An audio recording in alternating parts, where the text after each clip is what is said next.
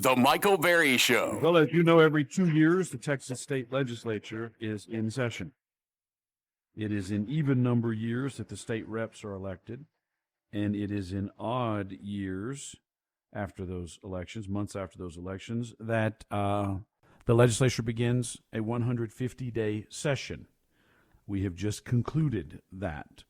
We've spoken to Luke Macias about that. We've spoken to the publisher of Texas Scorecard, Michael Quinn Sullivan, yesterday about that. And now we speak to Branden Waltens, also with Texas Scorecard, who was live on the scene for the entirety of the session and had a lot to say about it. Branden, let me start with the question that bothers me most. Why on earth did they not tackle property taxes? It's the issue I hear more complaints about than anything else. It's what particularly the base, but all Texans want fixed. Well, it's one of those issues that should be a no-brainer, right? Because, I mean, I don't care if you're Republican or Democrat, all of these candidates and most of the people who are in office in both parties campaign on some level of property tax relief. And so, you know, the state once again faces a massive surplus. I think it was $24 billion this biennium. Last time they were there, I think it was $35 billion. So this massive pot of money, this is easy. This is without even having to, you know, heaven forbid, cut anything or move anything. You've got this surplus money that's been over-collected from taxpayers. A lot of people looked at that and said, okay, well, that's easy. Let's send this back.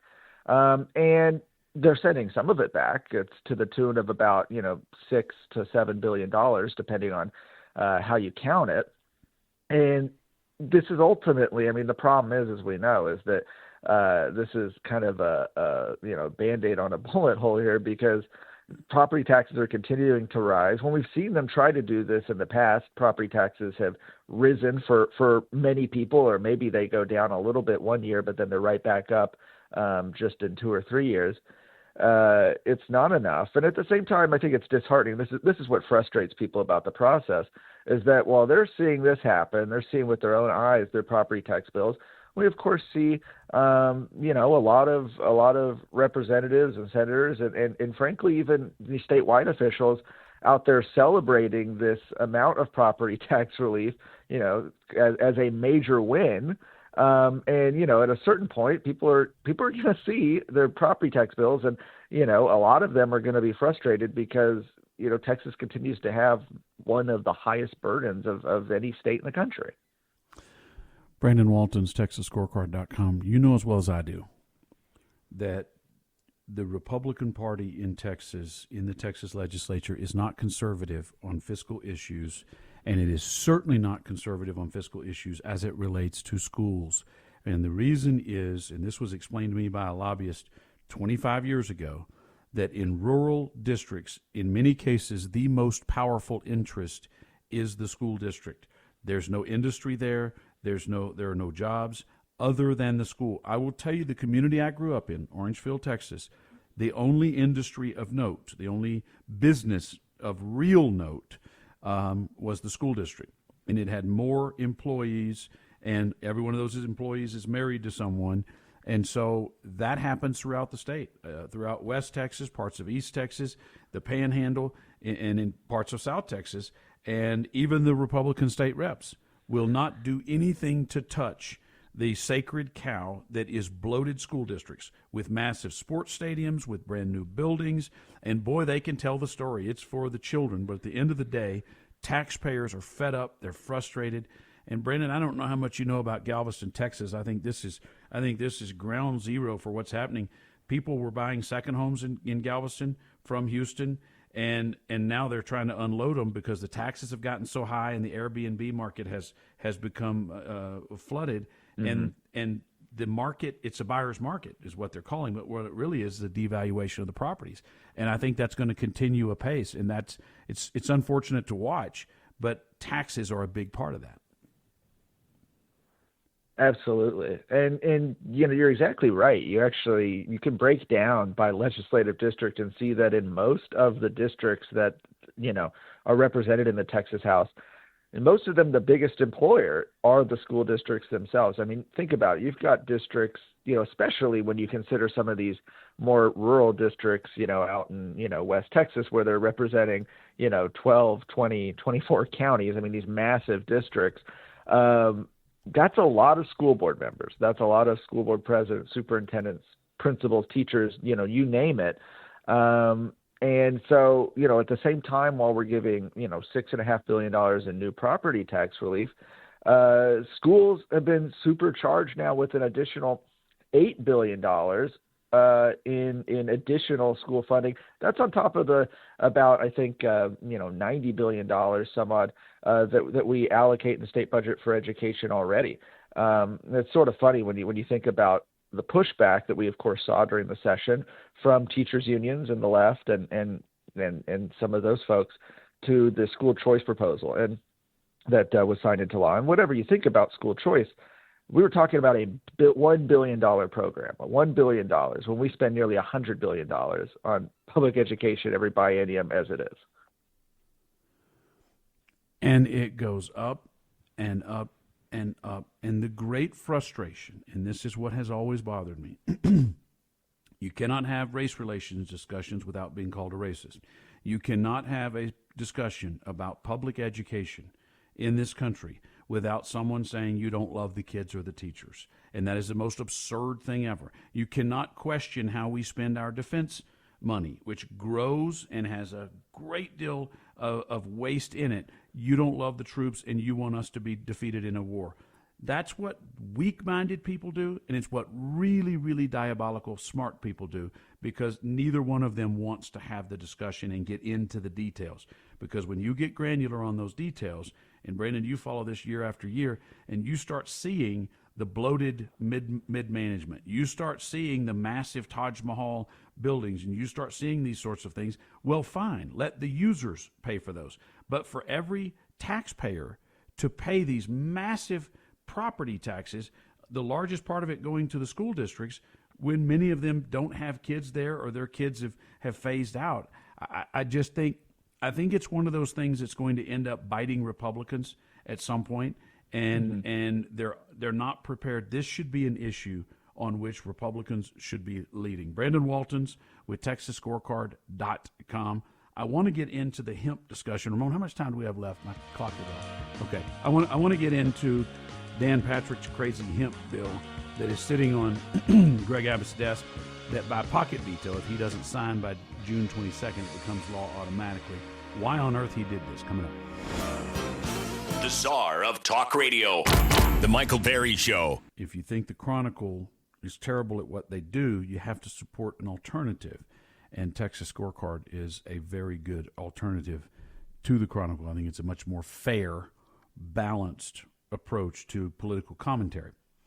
Branden Waltens, our guest. Branden, I will read to you something that I posted 2 days ago from Fabrizio Lee and Associates, who are pollsters who've done a lot of work for President Trump. And it says that a new poll out of Republican voters only. So let's say we get our closed primary next year that Rachel Palmer Hooper and Abraham George and everyone has been working so hard to get, so that we will only have Republicans voting in the Republican primary, so the Democrats can't do what they've tried to do in the past. 44 to 31% margin opposing the bill being signed by Abbott. So opposing the bill. And then you've got, among voters aware of the ban, 57% report being less favorable toward the legislature, while only 6% view it more favorably, a nearly 10-to-1 negative ratio against this bill. Your thoughts? I don't know what your personal thoughts are. You may like the bill. I don't know. But your thoughts on why Dan Patrick did this?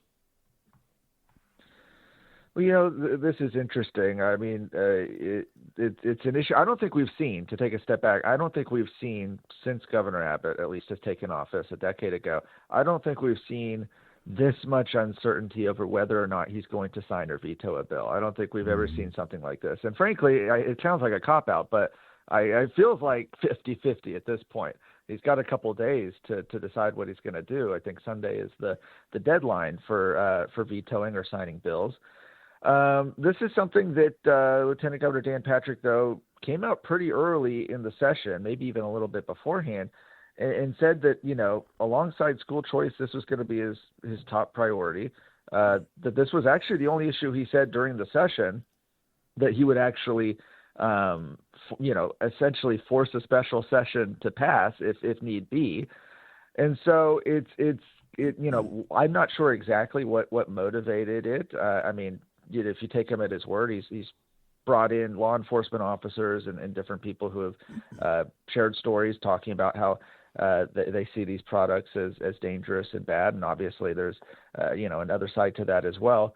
I won't get into the, kind of my thoughts on it, but that's what he says is motivating this. And, but I don't think we've ever seen, this really sets up, I think if we do see the governor veto this, which like I said, I think is very possible, it's probably, 50-50 at this point. That's going to be a very public rift between Governor Abbott and Lieutenant Governor Dan Patrick. And, that's something that I don't think we've seen either since both of them came into office at the same time. It's an interesting point. I think he, as you know, I think you would concur. I certainly believe Greg Abbott wants to be president. I wouldn't support him, but he wants to be president, and he has his eye on 2028, and he is doing the things he thinks are necessary to get to 2028. That's the school vouchers. We'll get there in a moment. But I think this puts him in a precarious situation that he didn't have to be in. And the reason was this was not an issue anybody was clamoring for. I've never had anyone email me on this issue. The Republican Party put together a list of, I think it was 8 priorities to begin the session. This wasn't on there. There are no Republican Party gatherings that I've ever heard of that the grassroots were saying what we ought to do is outlaw outlaw hemp and these sorts of treatments. That's what we really ought to do before we do property taxes and all these other things. I never heard anybody say this. This came out of nowhere. And I am not an Alan Blakemore fan. I think he's a crook, if you want the truth. I think he's an absolute crook, and I think his involvement with Dan Patrick is a black eye on Dan Patrick's legacy, which has been as a pretty darn good lieutenant governor. Then you've got his former chief of staff that's been hired by the liquor industry. And look, I love those liquor industry guys. They always supported me politically. I know all of them. I like all of them. They're great Republicans. They're great for the state of Texas. But I think this is a setback, and I think it costs us elections. And I think what Greg Abbott is calculating, which is the only thing he cares about, is having to run nationwide as looking like Ayatollah Khomeini, as one of these guys who is so socially conservative he restricts personal lives. Because my listeners, and this actually surprises me, my listeners, without regard to whether they are users, feel that this is a type of social conservatism from the 50s that costs us elections with young people. That's a lot for you to answer to, Branden. I'm not even sure there was a question in all of that. No. Well, and it's interesting that this Florida had a similar, it was a little different, but there was some similar legislation in Florida recently, and I think Florida Governor Ron DeSantis vetoed that. And so, if Governor Abbott wants to do that, there's certainly precedent, right? He wouldn't be the first Republican governor to do that. We'll see. It's interesting in Texas that we have, the governor can sign it or not sign it. If he doesn't sign it, it becomes law. So maybe that's what he does, right? He just doesn't sign it, it becomes law. He kind of avoids some of the attention. I don't know that he'd be able to avoid attention on this one, no matter what he does. If he wants to veto it, he's got until Sunday. Right. And then, as I understand it, it's a pocket veto in Texas where if he doesn't sign it, it becomes law without him having signed it. Sort of the opposite of the way it works in D.C., yeah. Right. And I think what's interesting about that is that's sort of consistent with Greg Abbott in that he doesn't ever want to cause a rift unless the polls tell him 95% of the people are for something, and then he'll hold a parade for it. I think it's going to be interesting to see how he handles this, but I don't think there is any upside to him for the fact that this bill is on his desk right now. No upside at all. The people who I think there are very few people for it. The polls, I mean, if you say it's 50-50, that's fine. But amongst Republicans, polling has it in the minority. And my guess is Democrats would even be more so because they tend to be less socially conservative. I think you can go so far in what you perceive to be social conservatism that you get too far to the right of where most of your party is, and you lose people. They don't like this. They see this as a Republican Party they don't want to be a part of. And that's not something we need in a state turning increasingly purple with Soros money coming at us. Branden Waltens, you do a great job with TexasScorecard.com. I read your stuff every time you post it. Keep it up, please. Thank you. The king of ding. And this other guy, Michael Berry.